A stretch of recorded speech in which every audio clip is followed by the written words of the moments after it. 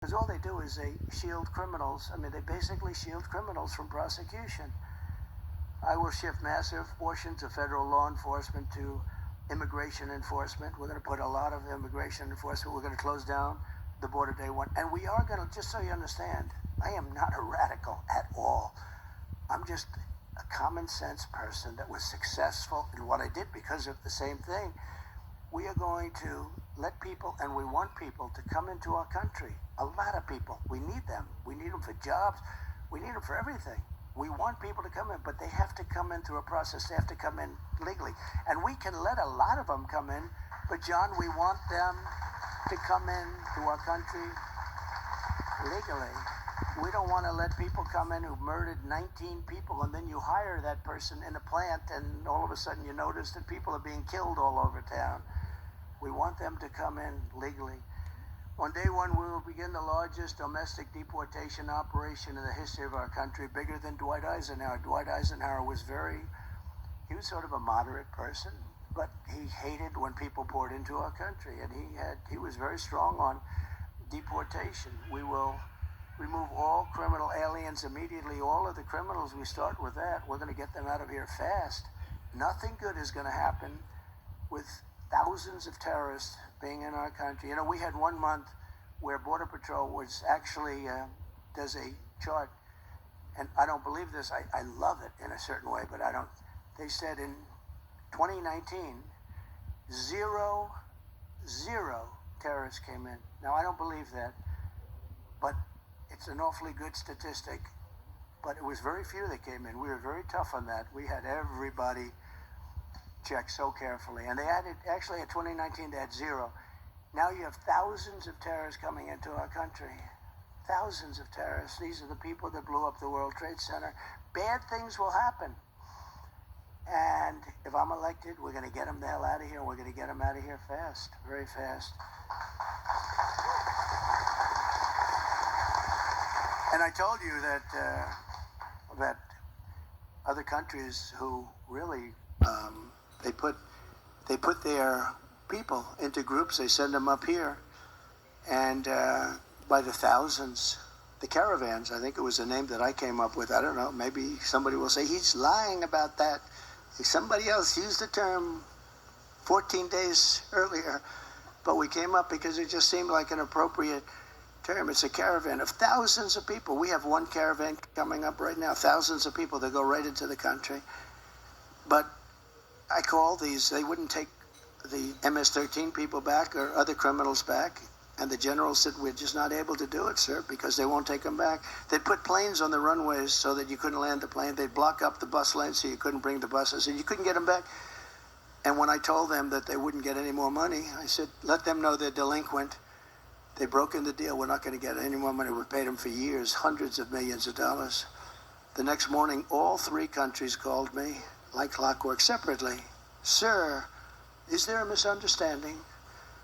I understand that perhaps you would like to talk to us. I said, yeah, you're sending people into, and they're sending them, by the way. They don't want them. They're sending them. All of the countries are sending them. And now they're coming in because of her, because she's so pathetic and weak at the border. The worst job, the worst border czar in history, I can tell you that. Whether she's a czar or just in charge of the border, it doesn't matter. But they're sending them in levels that we've never seen before. And they're destroying our country. But they all said, all three, it was almost like identical conversations. It was, sir, is there anything we can do to make up for this misunderstanding? I said, yep. You take your MS-13 and you take your gang members and you take your criminals and your drug dealers. We're sending them back, and we're sending them back today. And we sent thousands and thousands of people back. This has stopped for years. Under Bush it stopped, and under Obama it stopped. But this had been taking place for years, and I only found out about it. I said, that's good, get them out. I don't want to put them in our jails, because we put them in our jails. What are we going to do? Keep them for 50 years, 60 years, and the expense? The really bad ones, we did do that, however, because, we don't want them coming back. But all of them said, sir, we would be delighted to take MS-13 back. This would be a great honor. They're such lovely people.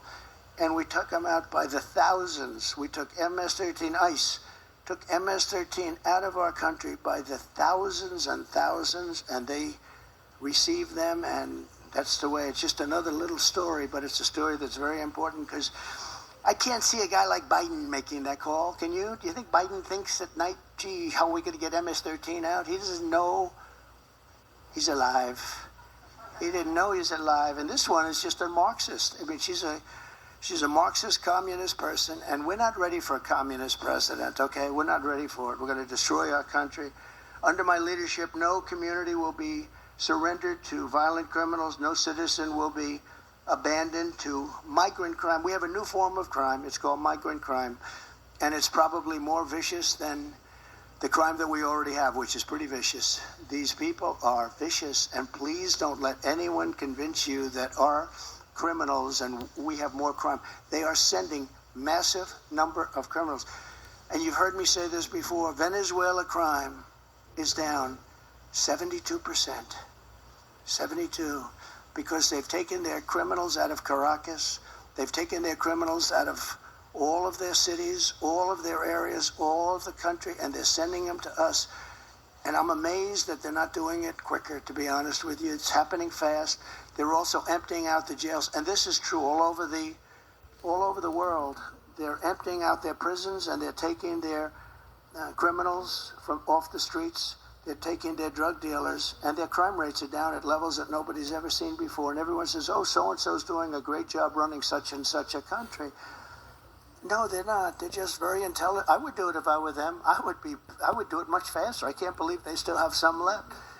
But their jails are getting to be very empty. And what they're doing is they're literally dropping them in. They're busing them in, and they're bringing them in. And they're saying, don't ever come back. If you come back, you get the death penalty. Or if you come back, you get killed. Don't ever come back. And you see the crime statistics are unbelievable. If you look at the jails are... They've never been so low in terms of the world. I'm talking all over the world because they're sending their criminals to the United States of America, and they're saying, don't ever come back, and their jails are being emptied, and their criminals are being taken off the streets, and their crime rates are plummeting. But that's what we want for our country. So we're sending those people back, and these are the people that can do it. So we're going to have a reformed Department of Justice.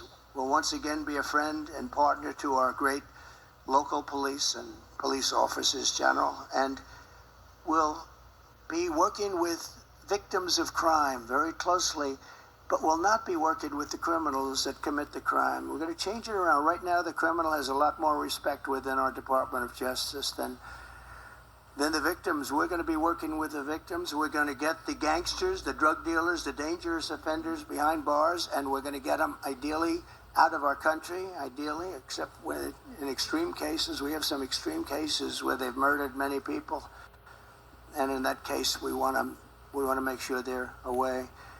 But the amount of crime that we have is unbelievable, and the lack of crime that these other places, it just makes so much sense, doesn't it? That's all common sense, too.